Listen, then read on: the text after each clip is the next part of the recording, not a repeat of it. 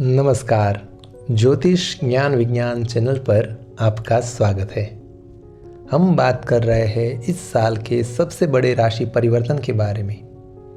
गुरु का अपनी मीन राशि में से मंगल की अग्नि तत्वीय राशि मेष राशि में गोचर करना सभी राशियों के लिए उनके जीवन में कुछ न कुछ नए और बड़े बदलाव लेकर आया है।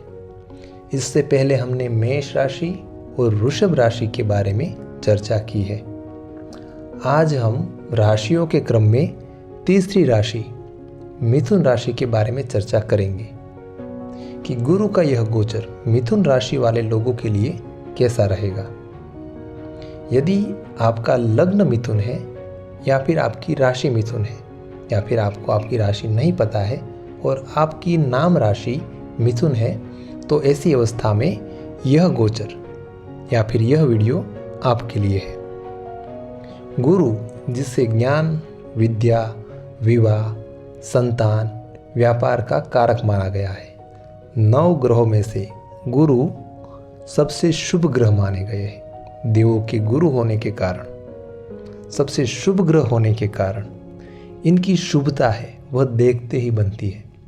कहा जाता है कि गुरु बुरा फल दे दे के भाई इतना बुरा फल नहीं देते जितना बाकी सारे ग्रह देते हैं। इसलिए गुरु को शुभता का भी कारक माना गया है। गुरु का यह राशि परिवर्तन मिथुन राशि वाले लोगों के लिए या मिथुन लग्न वाले लोगों के लिए किसी आशीर्वाद से कम नहीं होगा। मिथुन राशि में गुरु है वह सप्तम और दशम स्थान के स्वामी होकर एकादश में गोचर करेंगे। अब यहाँ देखिए तो सप्तम भी केंद्र का स्थान है और दशम भी केंद्र का स्थान है। अब 2 केंद्रों के स्वामी होकर एकादश जैसे शुभ भुवन में गोचर करना यानी मिथुन राशि वाले लोगों के लिए यहाँ पर गुरु एक नया वरदान लेकर आएंगे। गुरु की शुभता इतनी है कि यहाँ पर मिथुन राशि के लोगों के लिए कई सारे क्षेत्रों में सफलता देखने को मिलेगी।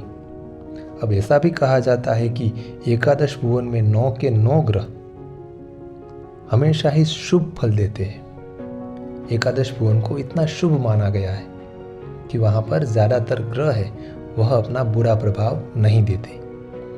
लेकिन यहाँ पर मेष राशि भी है और मेष राशि में काफ़ी लंबे समय से हमारे राहु महाराज विद्यमान है। इसीलिए गुरु के फल में थोड़ी बहुत कटौती तो होगी होगी। अब कई लोग बहुत डराते हैं कि ये होगा वो होगा, लेकिन सीधी सी बात है, समझिए पाप ग्रह है, जिस स्थान पर बैठते हैं वहाँ पर वह वृद्धि करते हैं और जिस स्थान पर दृष्टि करते हैं वहाँ पर वह हानि करते हैं। लेकिन गुरु है तो गुरु ग्रह जिस स्थान पर बैठते हैं उस स्थान का फल वह घटाते हैं, लेकिन जिस स्थान पर वह दृष्टि करते हैं वहाँ पर अमृत की वर्षा कर देते हैं, यानी उसकी शुभता में वृद्धि कर देते हैं। यानी कहने का तात्पर्य यह है कि गुरु की दृष्टि में अमृत है। तो यहाँ पर काफ़ी लंबे समय से राहु महाराज विद्यमान है और राहु के पास भी 5वीं, 7वीं और 9वीं कुल मिलाकर 3 दृष्टियाँ हैं। वहाँ पर गुरु के पास भी 5वीं, 7वीं और 9वीं 3 दृष्टियाँ हैं।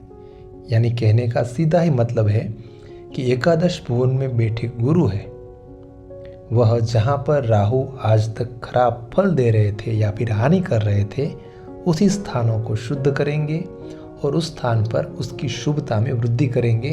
वहाँ पर जो कुछ भी हानि हो रही थी, जो कुछ भी स्ट्रगल हो रहा था, संघर्ष हो रहा था जीवन में, वहाँ पर गुरु के आने से इनकी तीनों अमृतमय दृष्टि के माध्यम से आपके जीवन में यह दृष्टियाँ जो है वह कई सारे बदलाव देखकर लाएगी। तो यहाँ पर देखिए गुरु की जो 3 दृष्टि है, अब हम उसके बारे में चर्चा करेंगे। अब बात करें गुरु की दृष्टियों के बारे में, तो गुरु की 5वीं अमृतमय दृष्टि है वह आपके पराक्रम भुवन पर पड़ेगी। अब यहाँ पर पराक्रम भुवन है, वहाँ से उत्साह भी देखा जाता है, छोटी छोटी यात्राएं भी देखी जाती है, छोटे भाई बहन और जीवन के प्रेरणात्मक स्रोतों को भी देखा जाता है। तो यहाँ पर क्या होगा कि अब तक जो काम आपके बिगड़ रहे थे या फिर जिस काम में आपको आलस्य आ रहा था, तो सबसे पहले तो वहाँ पर गुरु आपके आलस्य को मिटाने का काम करेंगे।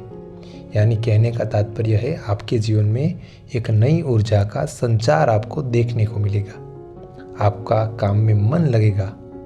अगर लंबे समय से छोटे भाई बहनों के साथ किसी वजह से अनबन बनी हुई थी, या फिर कहे कोई झगड़े थे, या फिर यहाँ पर छोटे भाई बहनों से कहासुनी हो गई थी, तो उनके रिश्तों में एक मधुरता आएगी, एक सुंदरता देखने को मिलेगी। अब कई समय से आपके जीवन में जो भगदड़ मची हुई थी या फिर बेफिजूल की यात्राएं हो रही थी, तो अब जो आपके जीवन की जो छोटी छोटी शुभ यात्राएं होगी वह सार्थक यात्राओं के रूप में देखी जाएगी।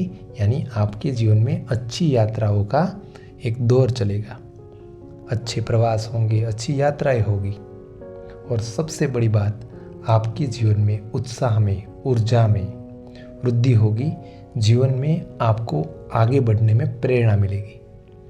अब बात करते हैं गुरु की 7वीं पूर्ण दृष्टि के बारे में।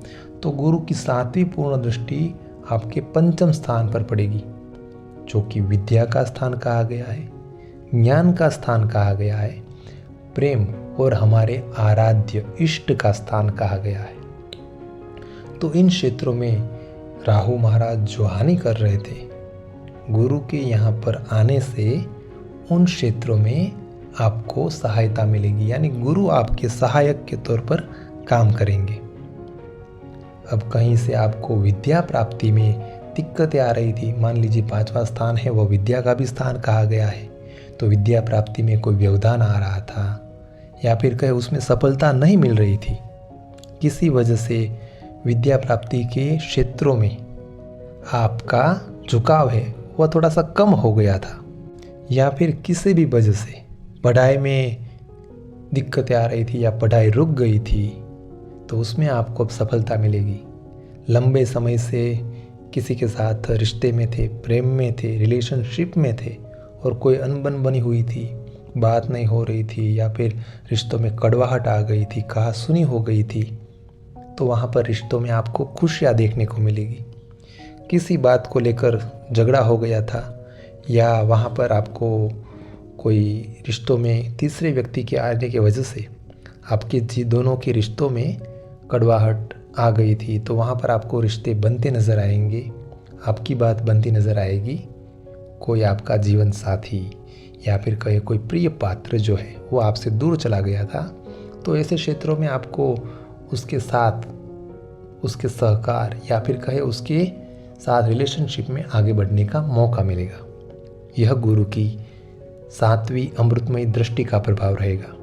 उसके अलावा 5म से संतान को भी देखा जाता है, संतान के सुख को भी देखा जाता है।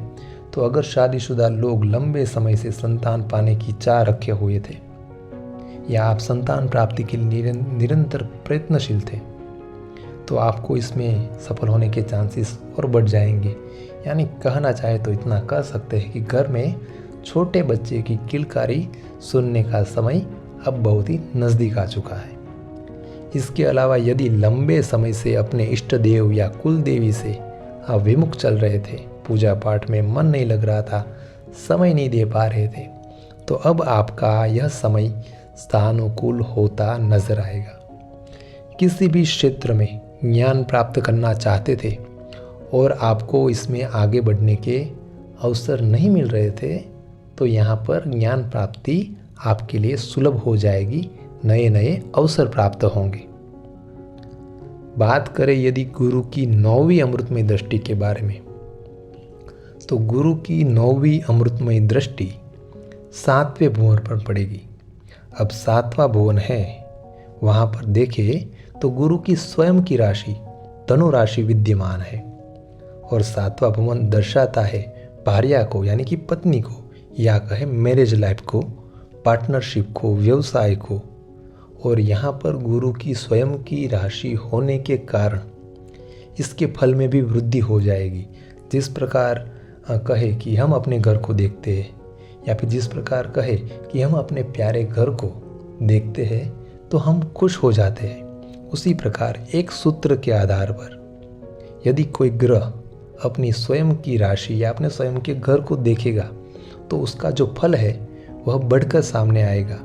तो यहाँ पर अगर मिथुन लग्न या मिथुन राशि वाले जो लोग हैं वह काफ़ी लंबे समय से शादी के लिए प्रयत्नशील थे, शादी की बात बनते बनते बिगड़ जाती थी, विवाह के लिए इच्छुक थे, तो यहाँ पर उनके विवाह के योग निर्मित होंगे, शादी के योग निर्मित होंगे, एक अच्छे जीवन साथी की प्राप्ति होने के योग यहाँ पर नज़र आ रहे हैं और इसमें आपको सफलता मिलने के भी चांसेस बहुत ज़्यादा बढ़ जाते हैं।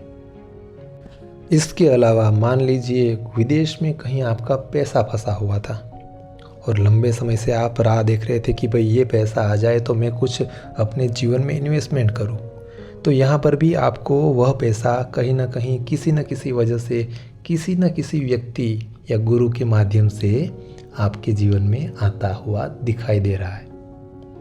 अगर हम ऑल ओवर बात करें, कहना चाहे इस गोचर के बारे में, तो गुरु की तीनों अमृतमय दृष्टि के माध्यम से जहाँ पर राहु आज तक दिक्कत दे रहे थे वहाँ पर गुरु की एंट्री या गुरु की आने की वजह से गुरु की जो दृष्टियाँ है वह आपके लिए सहायता का काम करेंगी। आपके एक सहायक के रूप में आपके साथ गुरु की दृष्टियाँ खड़ी रहेगी। अब बात करते हैं जहाँ पर गुरु और राहु की युति हो रही है उस स्थान की, तो यह एकादश स्थान है। यहाँ से लाभ भी देखा जाता है, यहाँ से आय भी देखी जाती है, यहाँ से बड़े भाई बहन भी देखे जाते हैं, बड़े बुजुर्ग भी देखे जाते हैं और साथ ही साथ यहाँ पर हमारे जीवन की इच्छाएं भी देखी जाती है। अब वैसे देखें तो गुरु और राहु के मिलन से या युति से बनता है चांडाल दोष। अब होता क्या है कि गुरु और राहु का चांडाल दोष तो हो ही रहा है, लेकिन उसमें भी आग में घी झोंकने का काम शनि की तीसरी दृष्टि करेगी। यानी सब कुछ तो अच्छा है, लेकिन मान लीजिए आपका आचरण, आपकी नीति किसी गलत काम में है या फिर आप पराई स्त्री के साथ अफेयर में हैं, शादीशुदा होते हुए भी किसी और पराई की स्त्री के साथ आप अपनी दृष्टि बिगाड़ते हैं या गलत आचरण करते हैं, गलत व्यवहार करते हैं या गलत रिलेशनशिप रखते हैं, आपका कामकाज कोई 2 नंबरी है या फिर किसी न किसी वजह से आपका आचरण है वो आपका अनैतिक आचरण दिखा रहा है, तो ऐसी कंडीशन में आपके गुरु खराब होंगे और आपके अनुचित कार्य है, आपके नीति विरुद्ध के जो कार्य है वह गुरु के फल में कटौती करेंगे, गुरु के बल को निर्बल करेंगे। तो इससे होगा यह कि जहाँ पर आपको गुरु की अमृतमय दृष्टि के कारण जो शुभ फल मिलना चाहिए वहाँ पर कटौती होगी, क्योंकि आपका अनैतिक कार्य, आपके अनैतिक व्यवहार, नीति विरुद्ध के आपके आचरण, ये सारे राहु के बल में वृद्धि कर देंगे और शनि की दृष्टि होने के कारण इसका जो बुरा फल रहेगा वो भी आपको मिलेगा। तो इस गोचर का पूर्णतया लाभ उठाना चाहते हैं, गुरु का पूर्णतया लाभ उठाना चाहते हैं, तो ऐसे समय में कोई अनुचित कार्य के साथ मत जुड़े या फिर कहे नीति युक्त कार्य करे और नीति युक्त व्यवहार करे, तो आपका यह गोचर मिथुन राशि वाले लोगों के लिए किसी वरदान से कम नहीं होगा। फिर भी अगर हम कहना चाहे तो कह सकते हैं कि अगर हम गुरु के बल में वृद्धि करना चाहते हैं, जन्म समय मान लीजिए गुरु निर्बल है, उसको हम अपने कार्यों के माध्यम से बल देना चाहते हैं या कोई उपाय करना चाहते हैं, पूर्ण लाभ उठाना चाहते हैं, तो यह उपाय आप ज़रूर कीजिए। प्रत्येक गुरुवार को नहाने के पानी में एक चुटकी हल्दी मिलाकर नहाया कीजिए। रोज़ सुबह सूर्योदय से पहले नित्य रूप से हनुमान चालीसा का पाठ किया कीजिए और प्रतिदिन सुबह को विष्णु सहस्त्र नाम का जप किया कीजिए। इससे आपका यह गोचर और भी बढ़िया रहेगा, आपको गुरु की शुभ दृष्टियों का और भी अच्छा फल मिलेगा और यह गोचर आपके लिए सर्वोत्तम रहेगा। अब हमने ये जो सारी बातें कही है वह गुरु के गोचर के आधार पर कहिए। अब आपके जन्म समय में गुरु यदि बलवान है, अच्छे अंशों पर है, शुभ ग्रहों से दृष्ट है, केंद्र का स्वामी है, केंद्र में बैठा हुआ है, ठीक है, तो इन सारी अवस्थाओं में गुरु के फल में और भी वृद्धि हो जाएगी। लेकिन इससे विपरीत गुरु किसी पाप ग्रह से दृष्ट है, या फिर कहे गुरु अंश बल से निर्बल है, या फिर कहे गुरु किसी खड्डे के स्थान में बैठे हुए हैं, तो इसमें थोड़ी कटौती होगी, ठीक है। और इसके अलावा भी अगर आपके जीवन में गुरु की दशा चल रही है तो इसमें आपके इसके फलों में गुरु के जो फल है उसमें आपको वृद्धि देखने को मिलेगी। यानी आपके जन्म समय के आधार पर, आपकी नाम राशि के आधार पर और आपके लग्न के आधार पर गुरु के फल को आपको देखना चाहिए। तो मैं आशा रखता हूँ कि हमारी यह वीडियो आपको अच्छी लगी होगी।